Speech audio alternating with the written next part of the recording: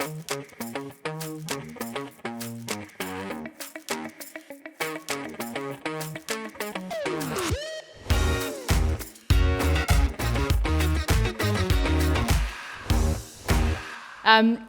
of all, why are we here and what is this panel all about? So last year, Shopify alone hit $3.5 million sales per minute through Black Friday. That is huge. Australia was fourth on the list in terms of the countries that were involved in that. But I think what's a really important stat that we derived from last year is that 92% of people want to shop from a new business over Black Friday. So we're here to talk about how to get those customers. This is so important because over the peak sales period, a lot of e-commerce brands can make up to 50% of their annual sales in this peak period alone. That is a huge amount, so there's so much on the table that we need to make sure that we are making the absolute most of. So just to start with a show of hands, who here is in the e-commerce space working with a brand or in the marketing? And just keep your hands up if you have started your Black Friday, Cyber Monday planning. Awesome, this is good. So I've spoken to a lot of brands recently that, they sort of come into October and now they're like, okay, awesome, what do we do now for Black Friday, Cyber Monday? For us, the planning in this started in June, really. And that's where you can start to gain all of those customers, gain all of those email addresses so that you can actually be marketing to them over Black Friday, Cyber Monday. So let's introduce the panel that we have here. So on my left, we have Rosie. So Rosie is from Deja, Marc, which is a personalized luxury jewelry brand. Then we have Sally and Maha, and they are from SWIISH. I've become very obsessed with the greens powder. So if anyone hasn't tried that, I recommend that you do. And then we have Ben from TikTok. So I would like to start with just a quick 30-second who is your brand from you guys so that we can start everybody understanding where we're coming from. Is this working? Yeah. So established in late 2020, Deja Marc is a premium jewelry brand. We specialize in fingerprint jewelry. So for us, it's about turning the intangible tangible and connecting you to people and memories that you have in your life. So it could be the birth of a newborn or the commemoration of a loved one that you've lost.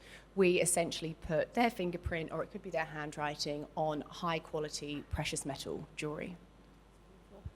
I'm Sally and this is Maha, and we own SWIISH. We are a global wellness brand essentially, and our whole dedication is about helping you be undeniably you. We don't tell you who to be or what to be. We want you to be whatever version of you want to be. And as we often say, the best decisions that we make in our lives tend to come from a place where we feel really well, the biggest leaps that we take and the most confidence that we have. So we're just really all about empowering you to kind of feel your best so you can go out in the world and be more you. We're a small video app. No, I'm kidding. We're TikTok. We also like to call it the last sunny space of the internet as well. I feel like everyone kind of knows it as well, but for brands out there, it is really the place for authentic connection with your customers more than ever before as well. And I think we'll talk about that a lot today for it. Awesome, thank you. So to get started, over the past 4 years, Black Friday has been scaling every single year. I think 4 years ago, most brands were thinking about it, but now it is a topic that is on the front of everybody's lips. And so between 2021 and 2022, there was a 20% increase in sales through the Black Friday, Cyber Monday period. I can only imagine that coming into 2023, we're going to see an even larger increase there. So with that increasing, where are you focusing your attention in the lead up to Black Friday, Cyber Monday? Pass over to you. Sure. So everyone knows that Black Friday is a beast. It is like the scariest time of the year. And when I first launched Deja, it was in November 2020. So had no preparation whatsoever, was working with Megaphone and still had a great year. So now I'm thinking, although that was our first, we're actually only really going into our third year of prepping. So we have already started our prep, which when it's like, my advice is always when it's that quiet, or if there's a quiet period of the year, which typically for us is after end of financial year, is to just get prepping as much as possible. You've got the business side of things, making sure your inventory, your resources. For us, because we personalize every single item, we don't have a product that is on the shelves that we can just, if we have an increase of sales, just ship out. So resourcing and making sure that we've got the right people is so important for us. So that's, I guess, the business side of things. But then from a brand perspective, our focus this year, and we're only young, is just elevating the brand as much as possible and trying to professionalize it in regards to our communications, our storytelling with the customers, and making sure that we are on their list for Black Friday. You know, people wait.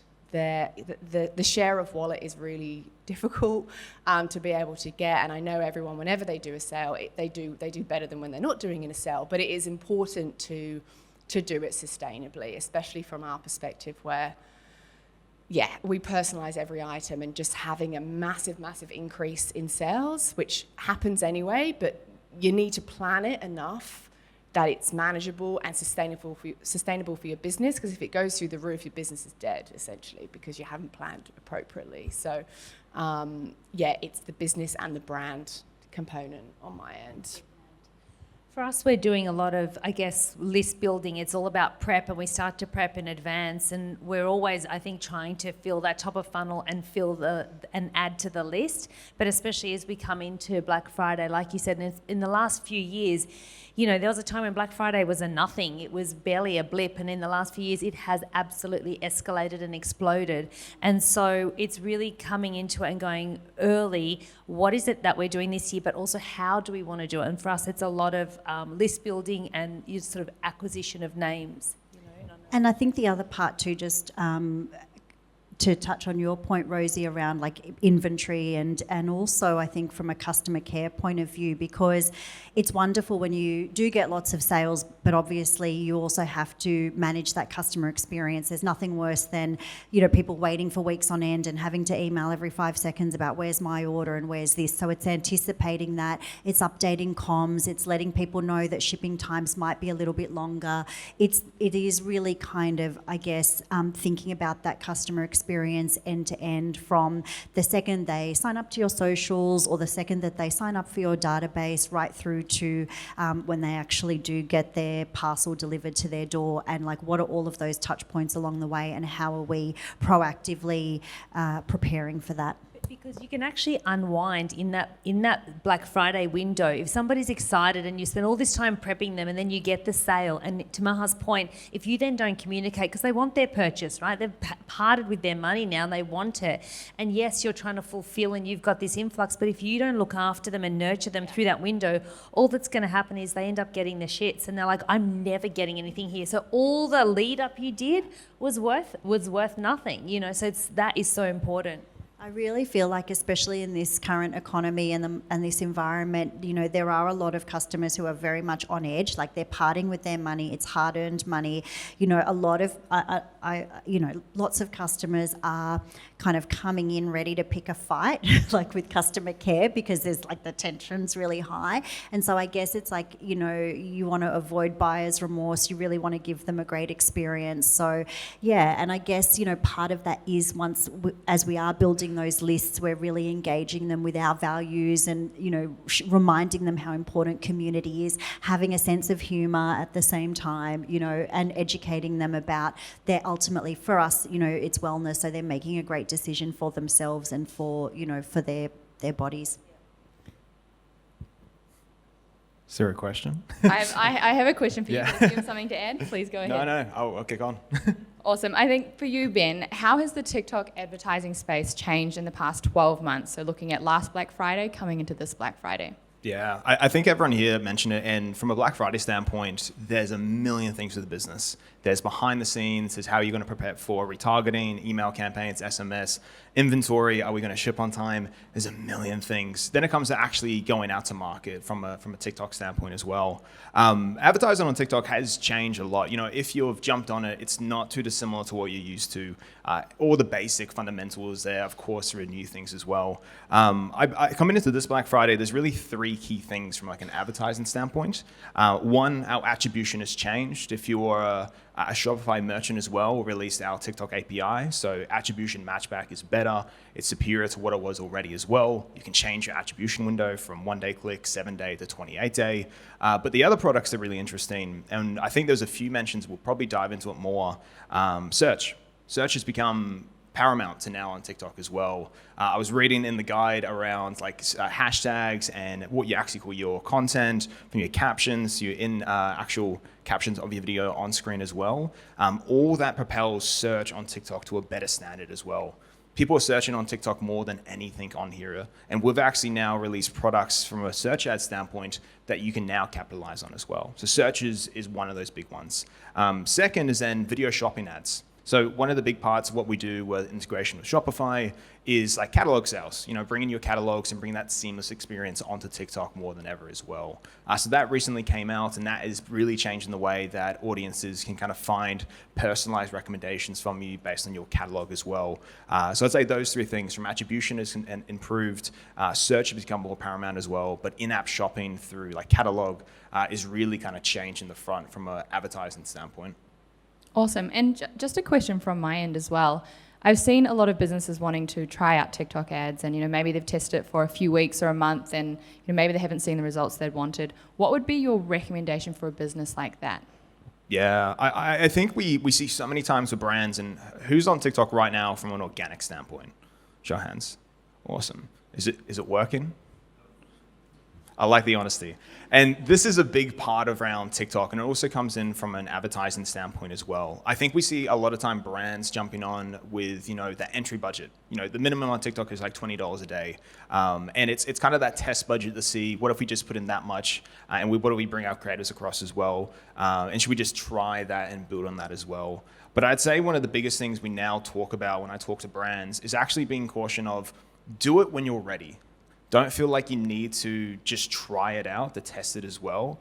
Go when you feel like you're comfortable. Like, do you have creatives to refresh quite frequently as well? Do you have, a sizable budget? Not insane, but do you have more than the minimum to put in the test on here as well? Because if you're not prepared to do so and invest in a platform, it's not the right time. Putting in a toe in the water is not the right approach for these ones now. It's really being ready to kind of say, hey, let's give this a crack and let's put in time and resources for that.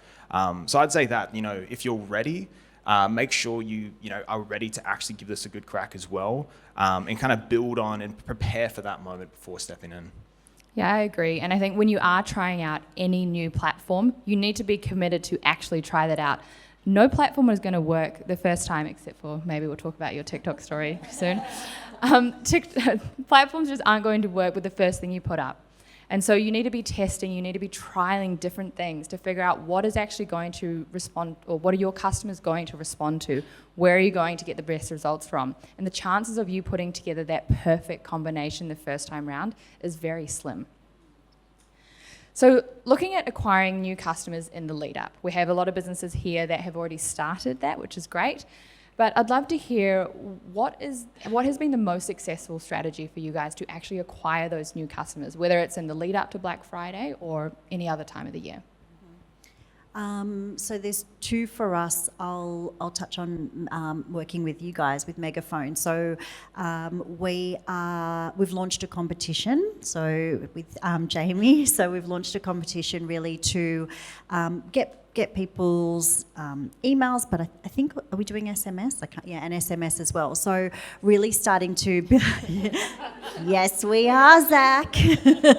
Thank you, Jamie. Thank goodness, otherwise we'd be in trouble. But really starting that list building now, giving people multiple ways to connect with us, so bonus entries if they also connect with us on like Facebook or Instagram, etc., and really enticing them, I guess, just to ultimately provide us with their data. And the other one is we did early access last year. We did early access VIP. So again, it was like, you know, if you want early access for Black Friday, then just provide your details and we'll make sure that you get access at least 24 hours in advance, and that worked well.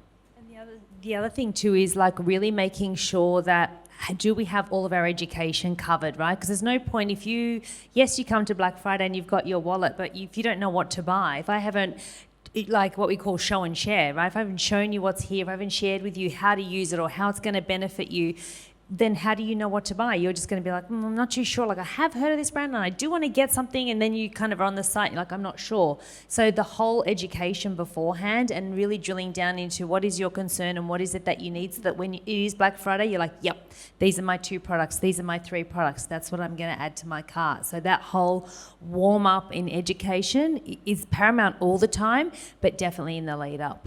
Yes, I 100% agree with that. And just on my side of things, I feel like I get this like Black Friday paralysis where like I have all these things that I want to buy, and then it's Black Friday. I've got, 3 days to make my decisions and I can't make my decisions. So you really want to enable your customers to make that decision on exactly what they want to buy. And just over to you for your strategy. I think as well, like these foundational elements such as building your audiences, doing your competitions, looking at different creatives and seeing what's working, your segmentation, they're great foundations. And if you're a small brand under 3 years, like just having them down pat is a really good starting point, and you will see success by doing that. What we try to do is have those foundations down as much as possible and then test something new each time. So last year, we actually decided to do Black Friday a bit earlier. So we wanted to get that share of wallet before everyone else, because the other thing that you need to be mindful of is CPMs. So how can you make sure that your CPMs, which is obviously the advertising dollars that you're spending, are as efficient as possible? And when, we're e-commerce brands, but you've got big boys who are spending a shit ton of cash and making sure that, your CPMs are still delivering effective cost per results. So we brought Black Friday forward by a week, I think it was. And for us versus the last year, while spent revenue was much greater, the spend, advertising spend was greater. Relative, I would say, wasn't as good as the year before if we were to keep the same Black Friday week and put the same amount of dollars that we did last year into the year before. And for me, the outcome of that was that psychology of the audience is, this is Black Friday week. We talk about it all the time. We're telling them it's Black Friday week. They don't know what other sales are going to be coming up yet, because we were telling them a week before, come by us. And yes, it was successful, but I think this year what we will be doing is we will be bringing it forward still, but we'll be going all the way through to Black Friday. So yeah, that's something that, making sure you got your foundations right and then a test over the top. I think that's great advice. And then just getting into the specifics, what sort of sales offer have you tried throughout these periods? I think, sorry, do you mind if I go? Sorry, I feel like I'm just the only one with the microphone. So for us, this year's different because inflation's obviously, high. The interest rates on houses are going, finally was stopped, but it's been going up and up. Consumer confidence has been down, so I don't think people have been purchasing and buying products in the same way that they typically have. So I think Black Friday is going to be, or this is how I'm approaching it, a justifiable time to spend the money that they may have spent throughout the year on something, but they're going to be saving up to do that. So messaging-wise, we don't do much sales throughout the year, but I think it's important for our customers, we might do bundles or we'll do value things, but for us it's not necessarily about discounting the product. But for Black Friday, it's important for us that the customer, where at this year especially, discounting is a value and product cost is so important, is to make sure that it is the best sale of the year. It is the biggest value that they're going to get. So from a messaging perspective, we say up to 30%, but my little trick is that only a small percentage of the products are 30% off, which is true. I think the thing that we've learned over the last, period of time is just be really, decide what deal you want to do early, but also have a think about, just because something worked before doesn't mean it will work now. And I know in previous years we have done deals that are more, I don't know if complex is the word, but it's like step 1, you can have this option, step 2, this option, and they have worked fine. But I think in a climate like this, where people have what we call just overload, there's too much, that kind of, like we have found anyway, that kind of offering that would have worked 4 years ago does not work anymore. It needs to be just very simple, like remove any decision making from it. Like don't have things like it's only in these 2 categories but in the large size, but it's like, oh, this is too complicated, don't you think? Like it's just that simplicity. That's right. And even like gift with purchase, which worked for us previously, I don't think we'll do this year. I think it's literally for us will be just straight up discount. And I think our consumer wants to feel like they're saving money. They want to be able to easily calculate the dollars. Sometimes even the percentage that you offer, I think it needs to be simple to work out. Like I've seen some brands doing, it's 22% or it's 27%. It's like my brain just can't work that out fast enough. It feels too hard. I'm just close the tab, so making it really, really simple and, and I guess being flexible, because we do get people who will come to us, on the 3rd of December and be like, oh my God, I missed out. And I'm like, you know what, just have it. It's fine. It's, our aim is to really make our customers' lives easier during this period. So it's like, I want your experience to be great. If we need to give you some bonus rewards points too, fine. Like it's not a big deal in the grand scheme of things. Let's just give you a great experience and make it as easy as possible. Awesome. Now over to you, Ben. So TikTok now has 8.5 million monthly users, 350,000 businesses on TikTok, and the average use of TikTok is over the length of a movie every single day. So that's why we should be looking to TikTok. I would love to hear from you, Ben. How do you think we can be utilizing TikTok to acquire new customers? Yeah, I think a big part of that spend time on here is like understanding like fundamentally the platform, because that will understand how to acquire. And that's through entertainment. And I think a good story, and even for Deja Marc as well, is storytelling. Like it's a big part of what they do. It's their brand. It's connecting with that customer. And I think for brands jumping in here for the first time as well, you're trying to drive action. You're trying to drive your results for your business as well. And I think that really breaks into 2 buckets. And one of the brands that does this really well is Eva Home. They do mattresses, they do couches as well. The way they strategize and the way they approach us, and they spoke about this one of our last events, was they create content in 2 buckets. One is to drive discovery of the brand, and that might be done through comedy, through entertainment, through different elements. Just like get to know the brand, get to know us. It's not really trying to sell a product or a thing. It's just trying to resonate with them to make engaging content. One of these was like, how many people can you fit on a couch? And it was just like a click through, like every single person jumping on that. And that was engaging. That drove action. That drove people to follow them, drove people to engage with the brand. But then when they would want to retarget those customers or want to engage with them again, who have already interacted, they went a bit more product focused. So, hey, you showed interest in this. What do you want to see next? Well, how about we actually tell you how you could style this mattress in your bedroom? How does this couch fit in as well? And it kind of changed that element to approaching creative, where you don't just jump on to sell something. You build brand engagement. You build interest in who you are as a brand. And then you step into, of course, what is your product, what you sell as well. So I think a big part of that is being your authentic selves on this platform. Your brand is one of the most important things ever. People want to resonate with you. People want to resonate with your story. Product comes later in that kind of life cycle, but when you approach it, it's in an entertaining, engaging kind of space as well. So I'd say that is one of the great ways of TikTok is changing that kind of approach on it. And I'd love for you to dig a little bit more into that actual content that people are making.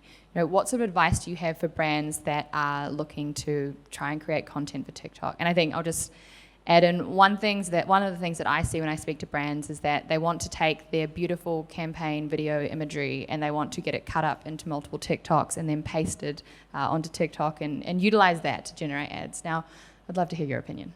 Yeah, I think it's a big part of starting on the platform. Like, you know, we'd love to say create TikTok first. You know, no one has that time to do that as well. But you know what everyone here is probably used to is vertical content. You have it in some form already as well. That's your starting point. So how could you take that and then bring in TikTok elements as well? You know, there's so much you could edit on the app to make it feel like that. But in terms of content and creative, and like we have the 5 creative tips, we have the 7, we have the 6. I don't know, it keeps changing, the new one keeps coming on as well. And in the booklet, there's actually hooks, and these are things we talk about as well. But creating effective content is understanding that platform. And I said it just before around entertainment. But think around, you know, what is the first thing they see? What brings them in as well? What are the event triggers? You know, event triggers keep people engaged as well. Is it a change of scenery, emoji, text on screen? You know the gist as well. But then it comes into how you then follow on from that content. So a big part of people finding out what do I need to make and what content is needed for this platform is actually already being told to you every single day. So everyone gets tons of comments and questions every day on this, and sometimes they just reply in the form of just text-based. But when people ask you a comment, that is a lever for making content. You know, I've seen brands that 30% of the creative is just replying to a comment, and some of that content absolutely just kicks off. And that's because people are so looking for that answer. And there's things like, take that piece of content, that's the most common question of our business. What's our supplements made of? How can I get this done? How quick is that? Take that piece, pin it to the top. So when people jump into your brand, boom, there's the question they want as well. There's a million ways we could cut it in terms of making effective content. But I would say, honestly, really try to see what your competitors are doing, and not in a copy and paste kind of way as well, but see what's working in your industry, and then just elevate on top of that as well, saying, hey, they're approaching their product and going in an entertaining way. Let's take that and change it. Yeah.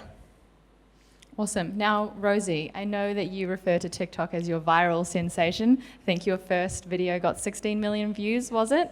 So I'd love to hear from you about your TikTok journey on the organic side.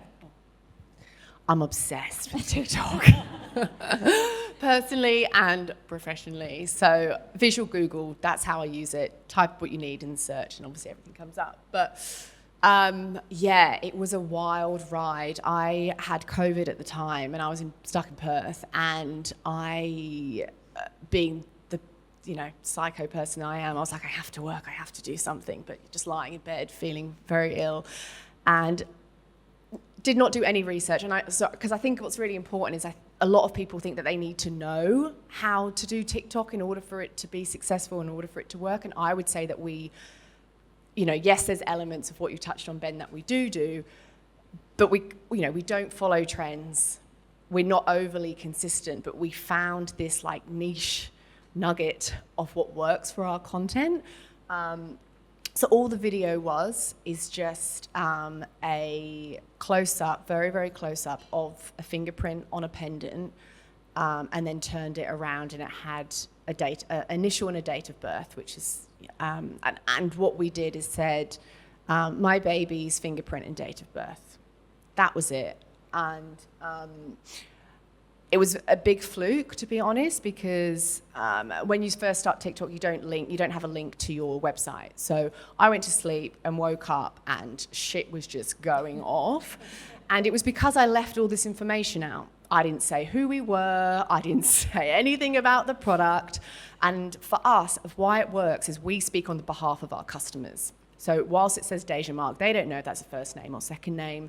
We will always talk as if it's a customer story. So we will never talk about our precious metals, what you can get on a piece of jewelry. We always talk from the customer. So everyone was commenting, saying, who is this? Where can I get this from? What country is this from? Because obviously I didn't put a location on anything.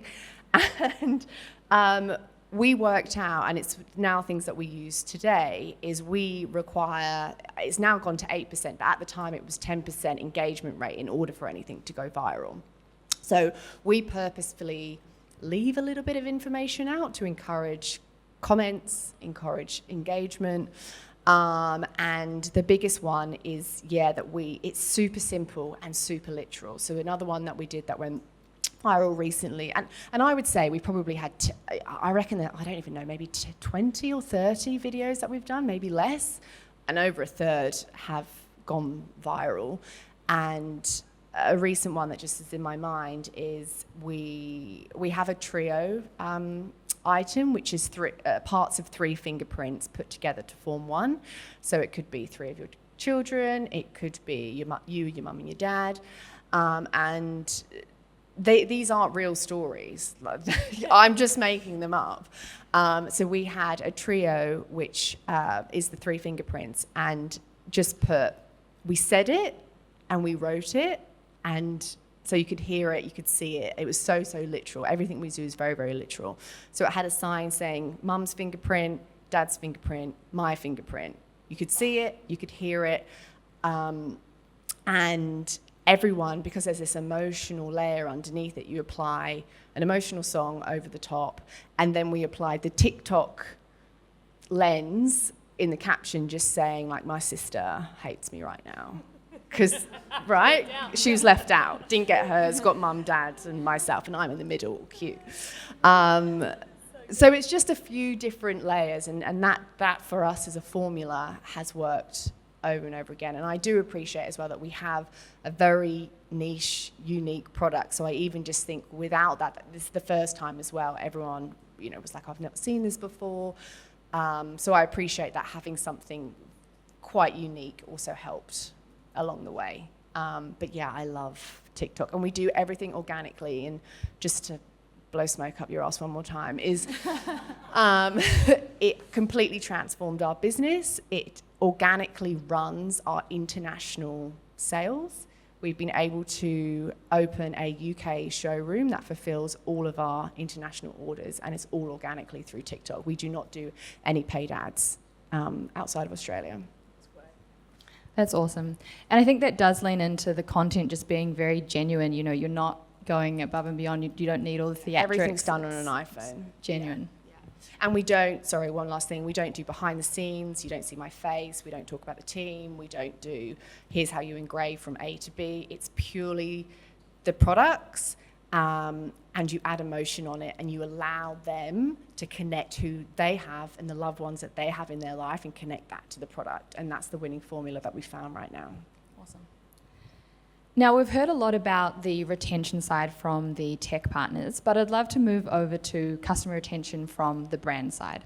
So, Sally or Maha, what have you found that you can utilize as a brand to turn customers into diehard fans, lifelong customers? I think the biggest thing is engagement and connection, and actually just being really honest and, not having to, I guess, produce a facade. We're in the health space, so it's actually talking really openly about health, and it's talking about, we've never shied away from topics that have seemed to be taboo. So we'll talk about infertility, egg freezing, menopause. We've released a menopause product that nobody wanted to talk about.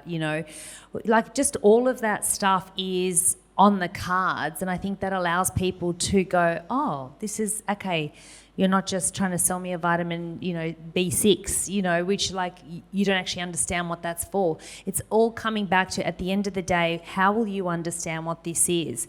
You understand it because you are low on energy. That's something, or you can't sleep, or you have brain fog, or whatever the concern is, and just making it very personal and talking about that. And that has been, I think, our strongest, one of our strongest things is just being able to keep you as part of the family.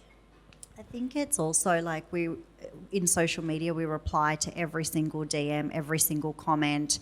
And I guess for us, we kind of use the fact that we are a founder-led brand, and people that in our community certainly really want to see for us behind the scenes. And so we utilize, in a way, the 3 platforms that we have, which is Sally, mine, and also the brands, to show, to share, to be open, to be vulnerable. Definitely with socials, we end up with people sharing with us very personal information, very personal stories, and none of that is lost on us. That is just an incredible gift, and I think then tells us that we're on the right track with what we're doing. Then when it comes to our EDMs, we do the same thing in terms of yes, there is information about science, or there's recipes, or we point you to the blog for some of them, but there are also founder letters that are about what's happening for us in our lives, and maybe certain things that we have faced, because again, for our community, they then feel that connection to us, and then therefore to brand.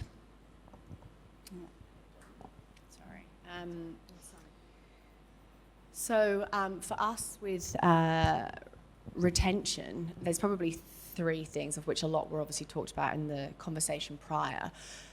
You know, so for you girls, for example, if someone loves the special greens, then that you can buy over and over and over again. But for us, there's so many times you can have, you know, your child's fingerprint or your partner's fingerprint all over you. It would be a bit strange. So what we really focus on is occasion-based. We know that, and I was speaking to one of the girls from Megaphone earlier, and she herself doesn't have an item, but she's bought one for her mum with her fingerprint on, and then her friend it was her gift for the baby shower. So these different occasions, we know that there are these special moments in our life from birth all the way through to death, and, you know, the connections that we have with people and the love that we share with people is, you know, the jewelry is a way where you can capture that and wear it and have it and feel proud of the bond that you have with people. So for us, it isn't about, like, the repeat customers come from them identifying different occasions and people in their lives where they want them to celebrate these special moments. And for us, because we personalize every item, we don't have wholesale. So our distribution partners are actually funeral homes. We have a national partnership with Invocare, which is White Lady Funerals and Simplicity Funerals, and we work with them on a very, very sensitive, human, non-clinical way at all. Like, we're bringing a real human touch to that industry to help people in that commemoration space. That's a big one for us. And then the other is, from an e-commerce perspective, I guess, is the retention, so making sure that they're staying on the website, that they do purchase, and that for us is all leaning into customer service, live chat, phone calls, using Hotjar, making sure we're able to understand if we do lose them on the page, where are we losing them, and adjusting things like that.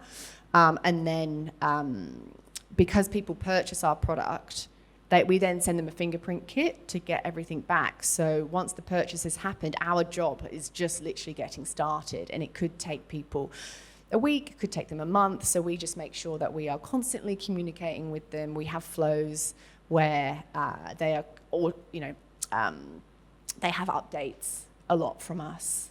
So there's probably retention strategies there, but also need to speak to the guys from earlier, because I need to do a lot more in that space. Awesome. And I think we often talk about the things that have worked really well for us, but have there been any that have failed? Any strategies that you've launched that just haven't worked and that you've learnt a lot from? For us, I think for us, what, you know, we've learnt from is not to be spread too thin. Like, don't you think when we first started, we had some other channels that we used to cover, and then around 2 years ago, we were just like, these are lovely, like, extra little revenue streams, but they're actually not our core, neither our core of what we love nor the core of what the customer loves. Like, yeah, they buy it, but is it taking our time and our attention away from the very core thing? And we're like, yeah, it is. So they have to go, and we're to close them. And we're just like, this is, and, you know, and I think that's a learning, you know, that you go, yep, this isn't actually what we're trying to do. Yeah. I think also we've been guilty of the dipping our toe in TikTok without diving in, which is something that we have since rectified. But that thing of like, oh, well, everybody else is doing it, maybe we should do it too. And then it's like you post 3 times and then that's sort of it for 6 months. So yeah, we've definitely waited until we're resourced and we're actually able to do it properly.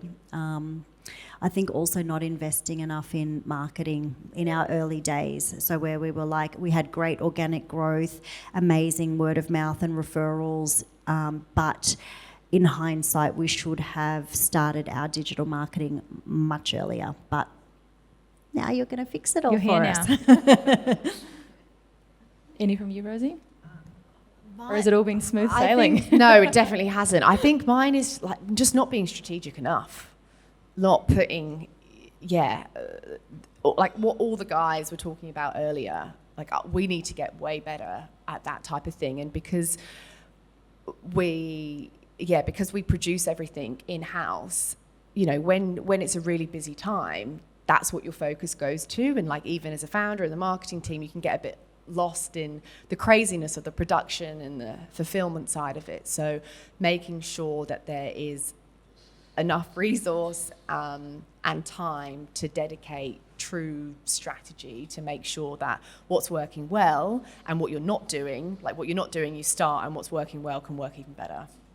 Yeah, awesome. And Ben, just on the retention piece, how can we be utilizing TikTok more for that customer retention? So even after that first purchase has been made? Yeah, I think when it comes to kind of your foundations, and I think we've probably mentioned things that are going in between like two different worlds, because sometimes it does seem like that. So you have like organic side, which, you know, Deja, Marc, you guys crush it at as well. Then you have like a paid side as well from advertising. The way we see paid and organic on TikTok really is hand in hand. So products like the fundamentals for making effective content on TikTok is using products like Spark Ads. Spark Ads, essentially all you're doing is boosting your existing posts. So it has that kind of connectivity to your business account as well. It can also boost creator posts as well. From a retention side, that brand account, like social accounts and such, aren't a new concept to anyone here as well. Like everyone has them across it. But on TikTok, I think that it really is becoming a home for brands in terms of when things are announced, when things are produced as well. So from a retention standpoint, I think when it comes to, you know, busy sales periods, upcoming purchases as well, what does that look like? Bring your actual customers into that. You know, your customers sometimes are your best creative producers as well, because they may post a video and then it goes on to actually be cracking content. One of them is like Frank Green, which Tiana from my team looks after as well. A lot of Frank Green content comes from creators or from users of unboxing and such as well. And so bringing those customers in, making it feel like this is like a moment, like this is a thing as well, that helps drive such a more impactful journey for coming back, because it makes them feel a part of the brand. So brand building on that, I think, is fundamental for retention. From an advertising side, that's a whole nother thing, I think, when it comes into it. But I would say from a brand or organic standpoint, it's really paramount. Awesome, thank you for that. I think a lot of what we've learned from this wonderful panel has been that authenticity through everything that you're doing, whether it's the content that you're creating, whether it's the experience that you're giving your customer, the way that you acquire them, the way that you retain them. It's all about just being very authentic as a brand and knowing exactly who you are. So I have some quick fire questions to finish us off with. First one is, what is your best tip for an e-commerce brand to have the best Black Friday, Cyber Monday ever? Do you want to start? Yep. Yeah.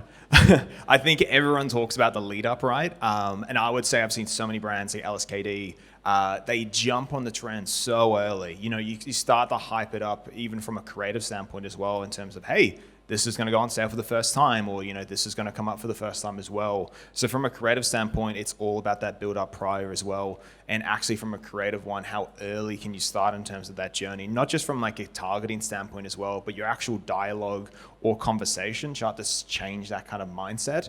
So your creative should become around seasonal moments more and start putting little mentions into it. I think you'll see that build up transition so much more, instead of a brand saying, hey, it's Black Friday now, the campaigns begin. Everyone's like, oh, okay, they started, now here they are. But change your creative landscape leading up to it, then everything becomes much more natural in terms of what they see. I think just start now if you haven't started. Start early, get organised, be very clear on what your offer is. I would also say, don't forget that people often, I think, focus with Black Friday just on the how much the person will save. You'll save $10, you'll save $20, but yes, but that's not going to be incentive enough for someone to buy. Don't forget the core reason that they're still buying your product. They'll justify it. It's emotional. They'll justify it with the logic over the top of, yes, I've saved, but don't only focus on the, you know, because as a, you know, I think from a commercial perspective, you're thinking discount, you're going to discount, so you'll save. But yeah, but people don't just buy because they're going to save $20. They're still buying for a reason. Remember that. I would just say, understand what success looks like for you. Start now, plan ahead, long-term planning, and make sure it's sustainable. Awesome. Next one is, what is your most effective platform for generating revenue and why? TikTok, because of all the reasons I've rambled on about it already. I think for us, still email, right? That's still our number one, closely probably followed by Instagram. Awesome. my next question was going to be, when should brands start planning for Black Friday, Cyber Monday? But I think we can probably all answer that here now. And to finish us off, what has been the best piece of business advice that you have received? Mine would be that there's always an answer. If shit is hitting the fan, there is always an answer. It may not be the original thing that you had planned, but there's always an answer. I'd say that it's going to take you longer than you think it's going to, and it'll cost more than you think it's going to. And that's not a bad thing. That's just so that you know that when that does happen, you're like not shocked and you're not surprised. You're like, this is great. I'm on track. Everything's fantastic. This is meant to happen. You know, that's just par for the course. I think also just don't get, there's so much noise around us and it's a crowded, most industries, it's a very crowded landscape. Like, don't get too caught up in what other people are doing. It's often best to just shut out the noise and just, stay on the course. Ben? Yeah, I think to what Maya said, go against the grain. I think that always comes in, there's always kind of a journey to kind of follow on, but I've found, from just going against that, that's where you sometimes win the most as well. So going against the grain. I agree. And I think my piece of business advice to everybody would be, do something that makes you stand out. So you're going to be noticed. That's going to help you acquire more customers. Be different. That will help you retain more customers because you'll be memorable and people will want to talk about you or your business. So I think that wraps us up. But thank you guys so much. Thank you.